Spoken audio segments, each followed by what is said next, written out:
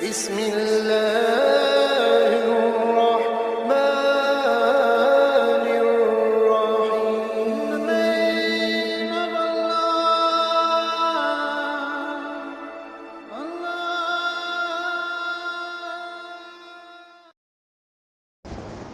بسم الله الرحمن الرحيم. نحمده ونصلي على رسوله الكريم، أما بعد. قال الله عز وجل في كلامه المجيد: لن تنالوا البر حتى تنفقوا مما تحبون وما تنفقوا من شيء فإن الله به عليم. صدق الله العظيم. وقال النبي صلى الله عليه وسلم: إذا مات الإنسان انقطع عنه عمله إلا من ثلاث: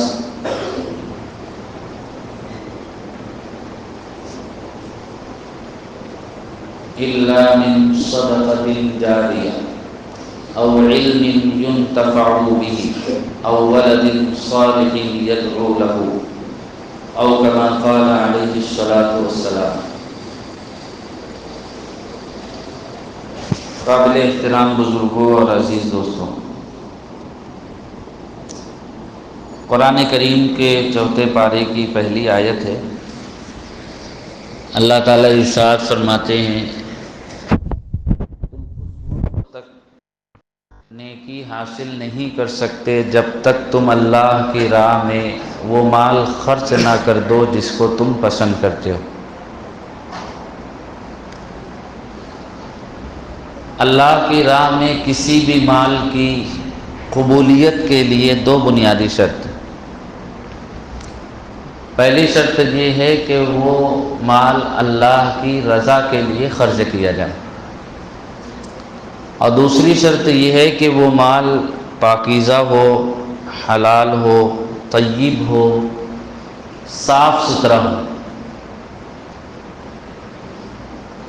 خراب مال، عیب والا، گدلا، اللہ اس کو قبول نہیں کرتے۔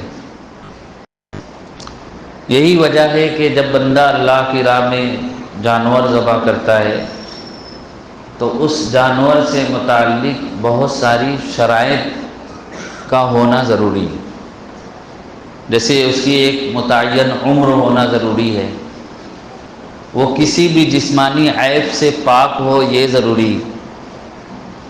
کوئی جانور لنگڑا لولا ہو، کانا ہو یا اندھا ہو، یا اس کی سینگ جڑ سے اکھڑ گئی ہو، اس کی دم بہت زیادہ کٹ گئی ہو، اب اس کو قربانی کے طور پر ذبح کیا جائے گا تو اللہ کی راہ میں وہ قابل قبول نہیں ہوگا۔ اللہ فرماتے ہیں راہ خدا میں ایسا مال خرچ کرنا چاہیے جس کو انسان خود لینا پسند کرتا ہے، وہی اس کو دینا چاہیے۔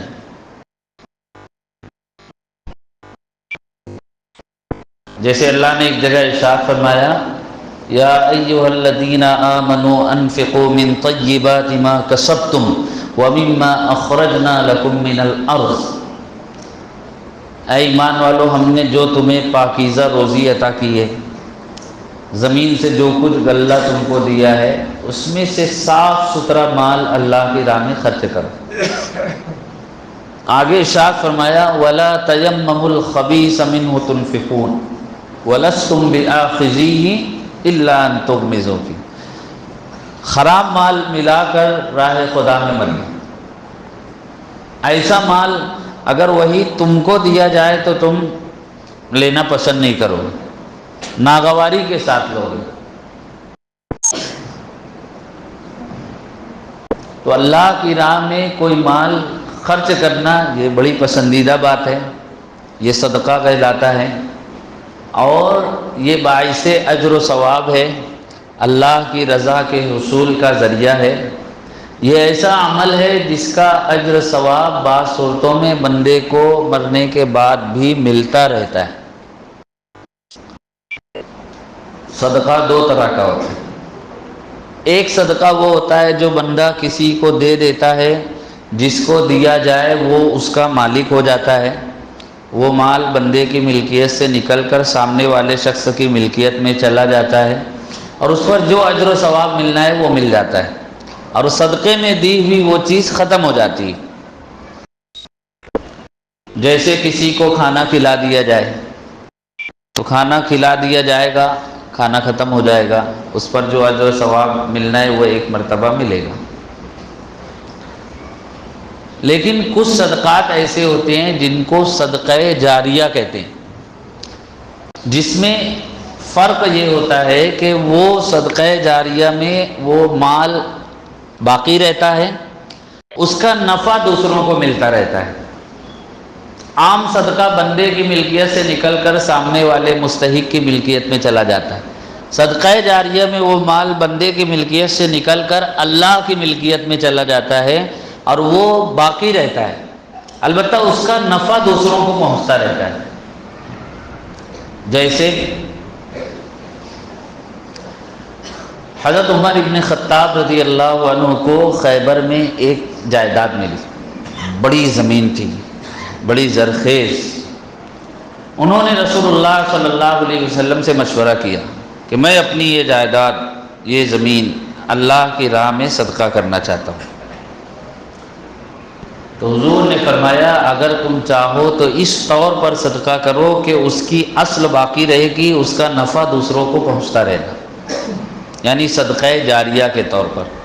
اور اسی صدقہ جاریہ کو وقف کہتے ہیں، یعنی تم اس کو راہ خدا میں وقف کر دو، کوئی اس کا مالک نہیں رہے گا، وہ تمہاری ملکیت سے نکلے گی، اللہ کی ملکیت میں چلی جائے گی، البتہ جن لوگوں کو نفع پہنچانے کی نیت سے تم وقف کرو گے وہ اس سے نفع اٹھاتے رہیں گے۔ حضرت عمر رضی اللہ عنہ نے وہ جائیداد وقف کی اور اس کے متعلق یہ شرط لگائی، لا یباع ولا یوہب ولا یورث، میری یہ جائیداد اب اللہ کی ملکیت میں چلی گئی، میں نے وقف کر دیا، اب اس کو فروخت تو نہیں کیا جا سکتا، اس کو کسی کو گفٹ نہیں کیا جا سکتا، اور اس میں وراثت بھی جاری نہیں ہوگی کہ میرے انتقال کے بعد میرا کوئی وارث آ کر کہے تو یہ تو میرے باپ کی پراپرٹی ہے، لاؤ اس کو مجھے دے دو، اس لیے کہ وہ اللہ کی راہ میں وقف ہو گئی۔ تو صدقہ جاریہ کے طور پر بندہ اگر کوئی چیز اللہ کی راہ میں خرچ کرے تو وہ وقف کہلاتا ہے، خرچ کرنے والا واقف کہلاتا ہے، جن لوگوں کے لیے وہ چیز وقف کی جائے وہ موقوف علیہ کہلاتے ہیں، اور جو جائیداد وقف کی جائے وہ وقف ہوتی ہے، اس کی جمع ہے اوقاف۔ ابھی آپ اخبارات میں، موبائل پر، سوشل میڈیا پر ہر طرف آپ کو چرچا سننے کو مل رہی ہوگی، وقف بل، وزارت اوقاف، وقف کی جائیداد، وقف کا نیا قانون۔ تو بہت سارے لوگ سوچتے ہیں یہ وقف ہے کیا؟ اس لیے کہ وقف کے ایک معنی ٹھہرنا بھی، قرآن پڑھتے پڑھتے کہتے ہیں نا یہاں وقف کرو، یہاں ٹھہر جاؤ، وقفہ لے لو، اور واقف وقف کرنے والے کو کہتے ہیں، لیکن ایک معنی واقف کے یہ بھی ہے آپ اس بات سے واقف ہیں، یعنی آپ کو علم ہے اس کا۔ اسلام کی تاریخ رہی کہ اس میں مسلمانوں نے اللہ کی راہ میں صدقہ جاریہ کے طور پر اپنی بڑی بڑی پراپرٹی اور جائیداد وقف کی، اس لیے کہ میری یہ چیز بندگان خدا کے کام آئے، وہ باقی رہے، لوگ اس سے فیض اٹھاتے رہیں اور مجھے اس کا اجر و ثواب ملتا رہے۔ حدیث شریف میں ہے کہ اسلامی تاریخ میں سب سے پہلا وقف خود جناب رسول اللہ صلی اللہ علیہ وسلم نے کیا ہے۔ 7 باغات ایک ساتھ نبی کریم صلی اللہ علیہ وسلم نے اللہ کی راہ میں وقف کیے تھے۔ دوسرا وقف حضرت عمر رضی اللہ عنہ نے کیا جس کا میں نے ابھی تذکرہ کیا۔ تیسرا وقف حضرت عثمان غنی رضی اللہ عنہ نے فرمایا۔ مدینے میں ایک کنواں تھا، بیر روما، ایک یہودی کے قبضے میں تھا، پانی کی شدید قلت تھی، مسلمان پانی کے لیے پریشان تھے، لیکن وہ یہودی پانی ایسے ہی مفت میں نہیں دیتا تھا۔ تو حضرت عثمان غنی رضی اللہ عنہ نے سوچا یہ کنواں خرید لیا جائے اور مسلمانوں کے لیے وقف کر دیا جائے۔ اس سے کہا کہ کنواں فروخت کر دو۔ تو یہودی مال کے بڑے حریص ہوتے ہیں، مال کی ہوس ان کی فطرت میں پائی جاتی۔ اس نے کہا میں فروخت نہیں کروں گا، ہاں آدھا فروخت کر سکتا ہوں۔ آدھا کیسے؟ ایک دن میں پانی نکالوں گا، ایک دن تم نکالنا۔ پانی کی بڑی قلت تھی، حضرت عثمان رضی اللہ عنہ نے خرید لیا آدھا، اور سارے مسلمانوں سے کہا جس دن میری باری ہوگی تم اس میں سے مفت میں جتنا پانی چاہے نکال کر لے جا سکتے ہیں۔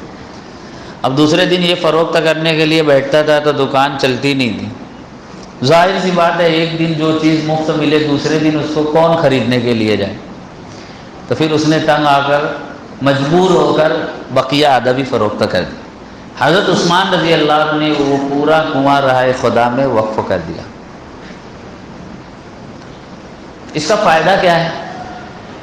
فائدہ یہ ہے کہ ہم لوگ عام طریقے پر جو صدقہ کرتے ہیں وہ وقتی ہوتا ہے، کسی کو روپیہ پیسہ دے دیا، کسی کو کپڑا دے دیا، کسی کو کھانا کھلا دیا۔ کوشش کرنی چاہیے اللہ کی راہ میں ایسا صدقہ کیا جائے جو صدقہ جاریہ کہلائے، جس کا نفع دیر تک ملتا رہے اور دور تک پہنچے، اسی کو وقف کہتے ہیں۔ اسلامی تاریخ میں نبی کریم صلی اللہ علیہ وسلم سے لے کر صحابہ کرام، تابعین تک اور پھر عام مسلمانوں تک اللہ کی راہ میں اپنی جائیداد وقف کرنے کا ایک ذوق و شوق اور رجحان پایا جاتا رہا۔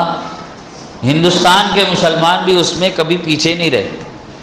اس ملک میں مسلمانوں نے 1000 سال تک حکومت کی تو حکمرانوں نے، نوابوں نے، بادشاہوں نے، عام مسلمانوں نے، مالداروں نے راہ خدا میں بڑی بڑی جائیداد وقف کی، کھیتیاں، مساجد کے لیے زمینیں، مدرسے، امام باڑے، خانقاہیں، اپنے اپنے مکانات، مسافر خانے بنوا کر اللہ کی راہ میں وقف کر دیا۔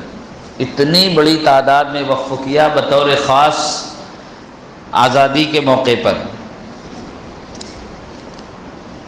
آج موجودہ صورتحال یہ ہے کہ ہندوستانی فوج اور ریلوے اس کے بعد تیسرے نمبر پر سب سے بڑی پراپرٹی وقف کی۔ 40,000 کروڑ، 40,000 ایکڑ زمین یہ وقف کی۔ ایک ایکڑ کتنا بڑا ہوتا ہے؟ 40,000 سے زائد ایکڑ زمینیں وقف کی، فوج کے بعد اور ریلوے کے بعد سب سے بڑی پراپرٹی تھی۔ اور وہ وقف کی جائیداد ایسی ہے اس کا صحیح استعمال کیا جائے، اور جن لوگوں کے لیے وقف کی گئی ہے ان کو نفع پہنچایا جائے۔ تو ڈاکٹر راجندر سچر نے جو رپورٹ تیار کی تھی اس کے مطابق مسلمانوں کی معاشی صورتحال سنور سکتی۔ کوئی بچہ بغیر تعلیم کے نہیں رہے گا، کوئی نوجوان بے روزگار نہیں رہے گا۔ اتنی بڑی پراپرٹی آپ سوچئے اگر اس کو صحیح استعمال کیا جائے۔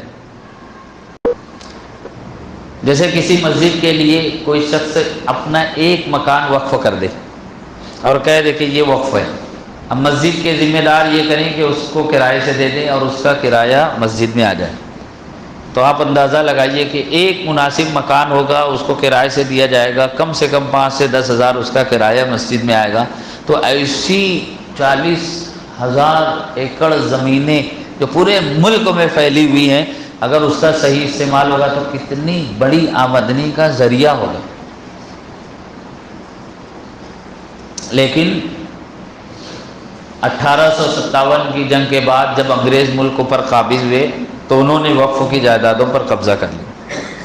پھر 1863 میں مسلمانوں کے شدید احتجاج کے نتیجے میں انہوں نے وقف کی پراپرٹی مسلمانوں کے حوالے کی اور اس کی ذمہ داری بھی انہی کے سپرد کی۔ پھر آزادی کا موقع آیا، پھر اس کے بعد وقف کی جائیداد پر بہت سارے لوگوں نے قبضہ کر لیا، کہیں پر اس کی حفاظت نہیں کی گئی، کہیں اس کو جن لوگوں کو متولی اور ذمہ دار بنایا گیا تھا انہوں نے بدعنوانی کی، خیانت کی۔ تو پھر اس کے بعد 1959 میں، پھر 1964 میں، پھر 66 میں وقف کا قانون بنا، اس میں ترمیم کی گئی، آخری ترمیم 2013 میں کی گئی۔ اب فی الحال وقف کا جو قانون ہے اس میں موجودہ حکومت تبدیلی کرنا چاہے، 40 سے زائد ترمیم کر کے اس کا پورا ڈھانچہ حکومت تبدیل کرنا چاہے۔ منشا کیا ہے؟ بدنیتی، خیر خواہ تو ہے نہیں کہ مسلمانوں کے لیے اچھا سوچیں گے۔ اس کی ایک بنیادی وجہ آپ کو بتا دوں، 40 تبدیلی کی جا رہی ہے۔ جیسے ایک قاعدہ یہ ہے کہ بھائی جس مذہب کی جو وقف کی پراپرٹی ہوگی اس کے متولی ذمہ دار اسی مذہب کے ماننے والے ہوں گے۔ مندروں کی بھی بہت ساری جائیداد وقف ہوتی ہے تو اس کے ذمہ دار ہندو مذہب کے ماننے والے، ایسے ہی وقف کی جائیداد کا ذمہ دار کوئی مسلمان ہوگا۔ اب جو قانون لایا جا رہا ہے اس میں یہ ہے کہ نہیں، اس میں 2 غیر مسلم بھی ہو سکتے ہیں۔ تو سوال یہ ہے کہ جب دیگر مذاہب کے لیے قانون یہ ہے کہ ان کی پراپرٹی کے ذمہ دار وہ خود ہوں گے، تو مسلمانوں کی جائیداد کے اور وقف کے ذمہ دار مسلمانوں کے علاوہ غیر مسلم کیسے ہو سکتے ہیں؟ اسے آپ اندازہ لگائیے۔ منشا کیا ہے؟ کسی طرح اس کو مسلمانوں کے قبضے سے نکال کر گورنمنٹ کو دے دیا جائے، حکومت جس طرح چاہے استعمال کرے۔ اپوزیشن سمیت مسلم مسئلہ بورڈ، جمعیت علماء، جماعت اسلامی، جمعیت اہل حدیث اور ساری تنظیمیں اس کے خلاف احتجاج کر رہی ہیں، اور عام مسلمانوں سے بھی اپیل کر رہی ہیں کہ آپ بھی بطور ایک ذمہ دار شہری اس کے خلاف احتجاج درج کرائیں۔ کیسے؟ روڈ پر نکل کر نعرہ نہیں لگانا ہے۔ جوائنٹ پارلیمانی کمیٹی بنائی گئی جس میں ساری پراپرٹی کے ساری پارٹیوں کے نمائندے، اور وہ کمیٹی وقف بل پر غور و خوض کر کے ایک رپورٹ آئندہ اجلاس میں پیش کرنے والی۔ تو شہریوں سے اپیل کی گئی ہے کہ وہ وقف قانون کے تعلق سے اپنا اعتراض درج کروائیں۔ دیکھیے کوئی بھی قانون بنتا ہے تو اس میں ارکان پارلیمنٹ کی رائے لی جاتی ہے، ضرورت پڑتی ہے تو عام شہریوں کی رائے لی جاتی ہے۔ تو ایسے موقع پر ہم لوگوں کو بیداری کا مظاہرہ کرنا چاہیے۔ ایک مراٹھی اخبار کی رپورٹ ہے، بھاجپا کا جو آئی ٹی سیل ہے وہ اس سلسلے میں بالکل ایکٹیو ہے، اس نے اپنا کام شروع کر دیا ہے، جا کر بہت سارے مسلمانوں کو سمجھا رہی ہے بہت اچھا قانون ہے، تمہارے فائدے میں، تم اس کی تائید کرو۔ انہوں نے کہا ہاں ٹھیک ہے، ان کی طرف سے ان کا نام، فون نمبر، ایڈریس لکھ کر تائید کا لیٹر میل کر دے۔ تو اگر ان کی جانب سے غلط طریقے پر زیادہ تائید آ جائے اور مسلمان سوتے رہ جائیں، اعتراض کرتے رہ جائیں، آپس میں چرچا کرتے رہ جائیں، تو کیا ہوگا؟ قانون بن جائے گا۔ اس لیے مسلم مسئلہ بورڈ نے ای میل جاری کیا، ہمارے شہر کے ایڈوکیٹ مومن مجیب جو اچھے وکیل ہیں انہوں نے بھی ایک فارمیٹ تیار کیا ہے، اور اپیل یہ کی ہے کہ آپ بس اس کو بھر کر اس کو روانہ کر دیں۔ بالکل آسان طریقہ ہے، میل پر موجود ہے، پی ڈی ایف کی شکل میں اس کو عام کر دیا گیا ہے۔ 3 کلک کے نتیجے میں آپ کا اعتراض جوائنٹ پارلیمانی کمیٹی کو پہنچ جائے گا۔ میں کر چکا ہوں، 3 کلک کے نتیجے میں آپ اس پر کلک کریں گے، میل کھلے گا، پورا فارمیٹ سامنے آئے گا، آپ کو اپنا نام لکھنا ہے اور ایک کلک دبانے کے بعد آپ کا وہ آپ کے حوالے سے وہ میل چلا جائے گا۔ اس کی پی ڈی ایف بھی ہے، جو لوگ میل نہیں کر سکتے وہ پرنٹ نکالے، اس پر اپنا نام لکھنا ہے، فون نمبر لکھنا ہے، ایڈریس لکھنا ہے، اور پھر وہ ساری ہارڈ کاپی آپ شہر میں کئی مقامات ہیں جس میں ایک جگہ رائل میڈیکل ہے، وہاں لے جا کر جمع کر دیجئے، وہ ساری کاپیاں اکٹھا کر کے اس کو روانہ کر دیں۔ یہ موجودہ مسئلہ ہے۔ آخری بات، یہ تو مسائل وہ ہیں جو غیروں کی طرف سے آئے، لیکن کچھ مسائل وہ بھی ہوتے ہیں جو اپنوں کی طرف سے بھی آتے ہیں۔ حضرت مولانا خالد سیف اللہ رحمانی نے لکھا ہے، وقف کی جائیداد پر غیروں کا بھی قبضہ ہے، حکومت کا بھی قبضہ ہے، اور ساتھ ہی ساتھ مسلمانوں کا بھی قبضہ ہے، اور اتنا قبضہ ہے، اتنی بدعنوانی ہے کہ فرمایا کہ میں فیصلہ نہیں کر سکتا وقف کو زیادہ نقصان حکومت پہنچا رہی ہے کہ مسلمان پہنچا رہے ہیں۔ مفکر اسلام حضرت مولانا محمد ولی رحمانی رحمۃ اللہ علیہ کی حکومت کے قانون پر، وقف کی جائیداد پر بہت اچھی نگاہ تھی، بڑی اچھی ان کی اسٹڈی اور تیاری تھی۔ ایک موقع پر مالیگاؤں تشریف لائے تھے تو میں نے سنا تھا، وہ کہہ رہے تھے آپ چلے جائیے دہلی کے چاندنی چوک میں، دونوں طرف مارکیٹ ہے، دکانیں ہیں، ایک طرف وقف کی جائیداد اور دوسری طرف لوگوں کی اپنی جائیداد ہے، ایک طرف ایک دکان کا کرایہ 10,000 روپیہ ہے اور دوسری طرف وقف شدہ جو جائیداد ہے اس کا کرایہ 50 روپیہ ہے، یہ فرق ہے۔ اور یہ استعمال کرنے والے مسلمان ہیں۔ ہمارے اپنے شہر میں کئی مسجدیں ہیں جو پرانی مسجدیں ہیں، جیسے میں آپ کو مثال دوں، غربیت مسجد ہے، بہت پرانی مسجد ہے ہمارے شہر کی، قدیم مساجد میں اس کا شمار ہوتا ہے، بہت ساری اس کی پراپرٹی وقف شدہ ہے، لوگوں نے اپنا گھر اپنی دکان اس کے لیے وقف کر دی۔ آج آپ جا کر پوچھئے کہ جن لوگوں کے قبضے میں ہے کیا وہ پابندی کے ساتھ اس کا کرایہ ادا کرتے ہیں؟ کیا وہ مارکیٹ ریٹ کے حساب سے اس کا کرایہ دیتے ہیں؟ نہیں دیتے۔